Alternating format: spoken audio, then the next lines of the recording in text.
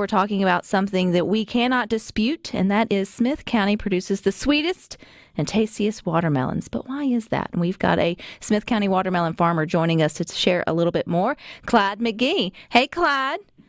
How are you doing today? I am doing well, and I appreciate you taking the time out. I know as a farmer you are super busy, but with the heat rising out there in the afternoon, you needed a good excuse to get in the cooler weather, huh? Yeah, I'm sitting in my air-conditioned pickup right now. It was hot this morning. Yes, sir, it was. It was definitely hot this morning. It would be a great time to have a good slice of Smith County watermelon. And I know you know that they're the best watermelons around, but I feel like many Mississippians would agree to that. Can you tell us the secret behind the famous Smith County watermelon? It has to do with soil types. We have a rustin, they call it a loamy, sandy, clay. It's mostly in the southern part of Smith County, and it's just an ideal soil type to grow watermelons. Do you know how long watermelons have been, I would say, mass-produced or grown a lot in Smith County? Who figured that out? Who figured out the soil was great for watermelons? I know my grandfather planted them here on this place. Of course, this farm has been in the family for about 200 years. My great-great-grandfather came over here from North Carolina and settled it, and I'm not sure if I would assume he probably grew watermelons on it then, but I can't, I'm not sure about that, but I know my grandfather did. How many watermelons do you feel like come out of Smith County every season? Ish. There's not as many as there used to be. There's not but about 5 or 6 actual people growing commercially now, and it's pretty expensive, especially the way that it takes about I guess $2,000 or $3,000 an acre to grow a crop, and that's not even count the labor to harvest. So it's not a lot of people that wants to continue to do it, to stay in the business, because it's labor intensive and it costs a lot of money too. Well, then you have this thing called counterfeit Smith County watermelons, which I just learned about, Clyde, and you said that there's more counterfeit than there are the actual thing. How did this happen? People love Smith County watermelons and they want to imitate us. Is there a way for the consumer to know without a doubt that if they're paying their good money to a farmer, that they're getting a good Smith County watermelon? Watermelon. I will tell you this: the sheriff from Lawrence County down in Monticello came here to the shed here where I sell watermelons, and he wanted to make sure he was buying Smith County watermelons. So he came straight to the source, huh? That's really, to tell the truth, that's the best way. But if you when you cut into the watermelon and you have that good sweet smell, and it's a good sweet watermelon, it's got to be from here, because I've had friends that have sent watermelons to Georgia, where we have people that have moved over there, and they said they just can't get a good watermelon. So we sent watermelons to Georgia this year to my friends over there, so they could be sure to have a Smith County watermelon.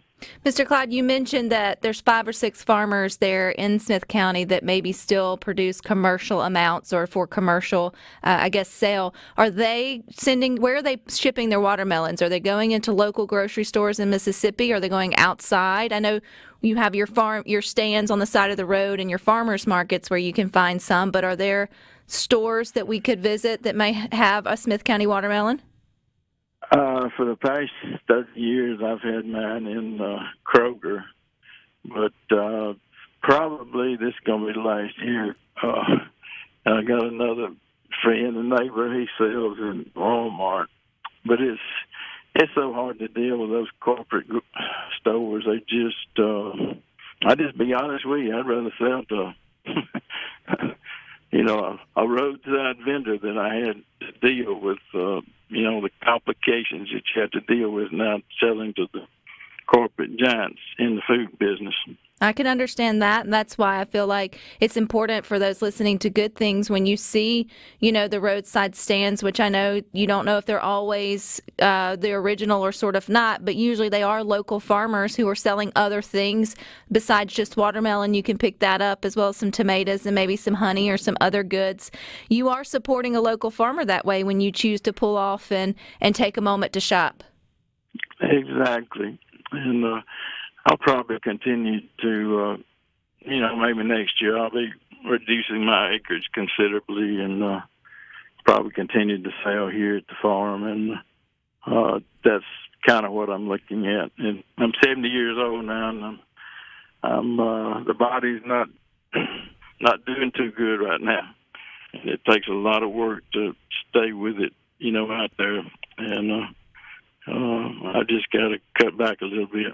Well, that's okay as long as you cut back a little bit, but you don't cut back all the way. You'd have a lot of folks sad, Mr. Clyde, to see you and your family farms go. And for over 200 years, I'm curious, have you passed down seeds? I know a lot of times farmers will save seeds and keep that line or sort of that variety going. Or is there other ways that you guys choose what to plant each year? I have a guy that I rented his land from. They passed their, save their seed and have their own variety. I don't know if they still do it, but we didn't here. I kind of wish we had. And but right now it's hard to find good seeded varieties. All your corporate stores, like Kroger and Walmart, they want seedless watermelons. That's the bottom line. And all we grow here is seeded, and for a reason. We just that's what we're more adapted to, growing good sized big watermelons. What's the biggest watermelon you've ever grown, Mr. Clyde? Several years ago, I think when my father was still living, we got some black diamonds. They weighed about 70 pounds. Ooh. That's huge. That was when I was a younger lad. I couldn't hardly pick them up. I can imagine. Hey, tell your dad tell you get out there, and if you can pick up that watermelon, you don't have to work as hard today. We'll cut your hours short and sort of see what happens. So how long's the season, Mr. Clyde? How much longer can we expect to see our roadside stands and find Smith County watermelons in our grocer? Not much longer. They won't. I'm basically almost through with mine. It's probably another week, and they'll all be gone. And but there's some others that planted later fields. But most all mine were early. I had to replant a lot of mine on account of the March freeze, and that pushed everything forward. So it pushed it later. I normally, this time of year, would already been finished.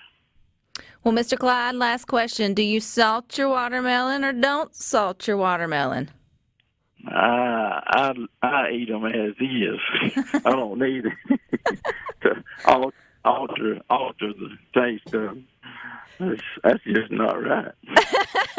I know a lot of people do. Salt and pepper, too. Yes, I've heard that. And then you have some that just thinks that's completely sacrilegious. But, as long as it is a true blue Smith County watermelon, if you need to salt it or put a little pepper on it, that's fine. But just making sure you get the real McCoy each year, at least one. It matters to the farmers. Well, Mr. Clyde, thank you so much for your time and all you've done there for the farm community for watermelons. You're a great supporter for it and advocate for it online for sure.